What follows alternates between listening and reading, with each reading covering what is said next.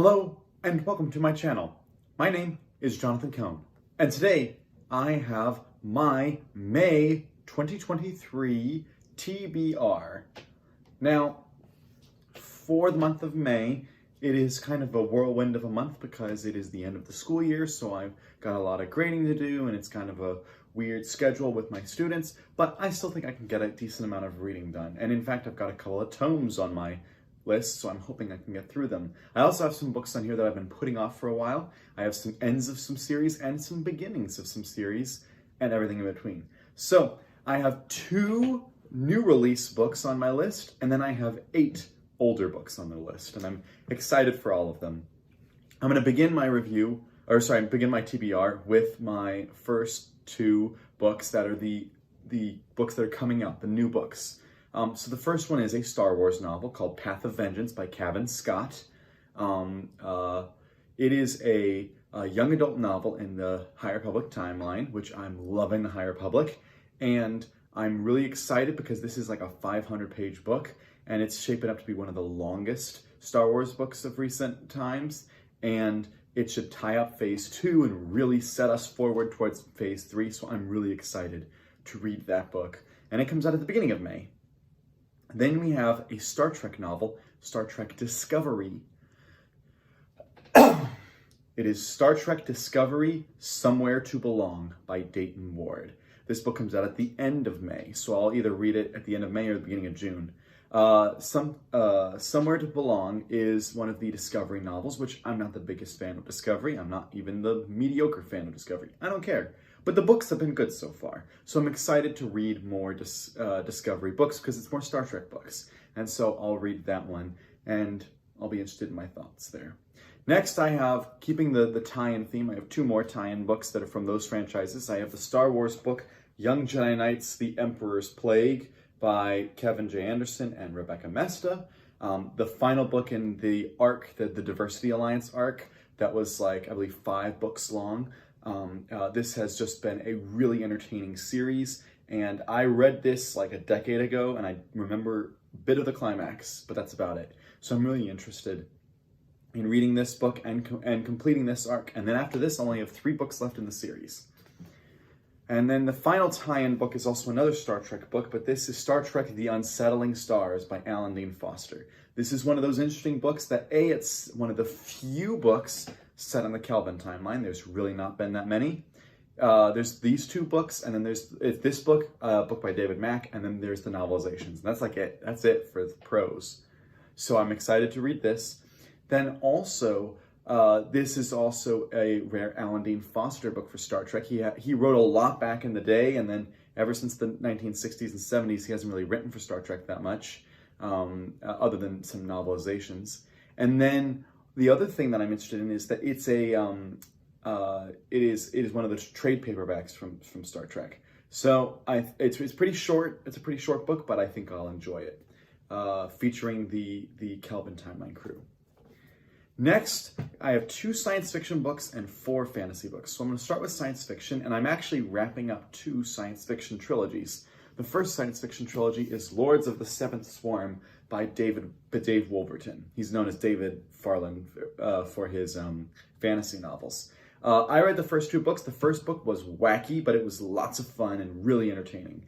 The second book was wacky and not quite as much fun, but still entertaining.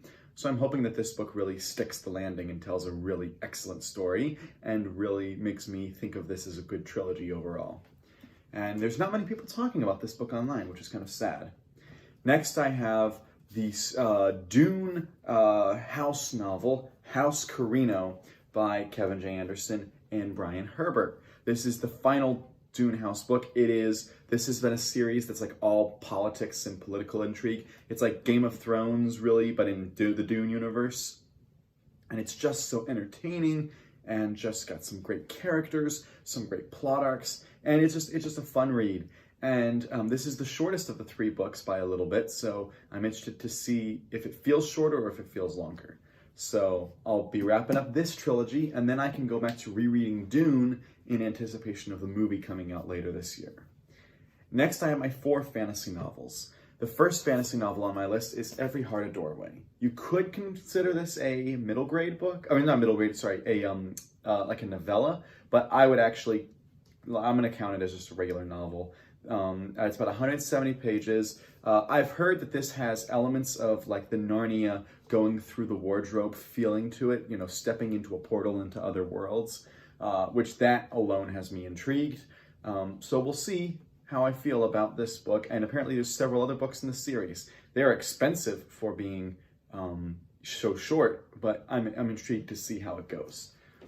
Next, I have a Jim Butcher Dresden Files novel, Blood Rights. I've read the first 5 Dresden books.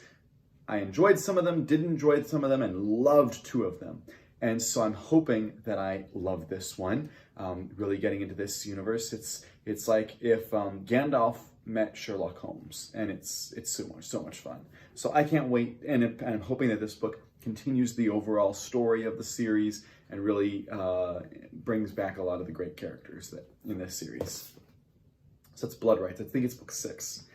Then I have the first book in the Dragonlance Trilogy, Dragons of Autumn Twilight. I believe I put this on my TBR like a year and a half ago, and it just kept getting bumped and bumped and bumped. And I really want to start this series because first of all, the cover, I love the cover. And 2, I really want to read books that have classic fantasy. And I want to get into the Dungeons and Dragons universe more because I enjoyed the movie. I've enjoyed the Forgotten Realms books that I've read with Drizzt. So I want to get into more of those books. And everyone says I should read this. So hopefully I'll actually get to it this time. I'm sorry that it's been so long if you're a longtime viewer of the channel and I haven't read it, but I hope I enjoy it this month.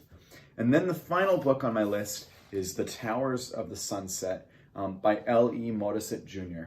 I read the first book in the saga of Recluse, which was The Magic of Recluse, and I enjoyed it. It was an interesting story. I didn't love it, but it was enjoyable. So I'm hoping that this book is enjoyable, although it seems to be like a standalone-ish book set earlier in the timeline. So I'm interested to see how that works. So that is my TBR for the month of May. No political thrillers or legal thrillers or specific mystery novels this month, although the Dresden Files novel is kind of a mystery, but none of those this month. I'm focusing on the hard genres. So I'm hoping that those will be entertaining. So if you've read any of these books, let me know your thoughts on them. And until next time, I'm Jonathan, and thank you for watching.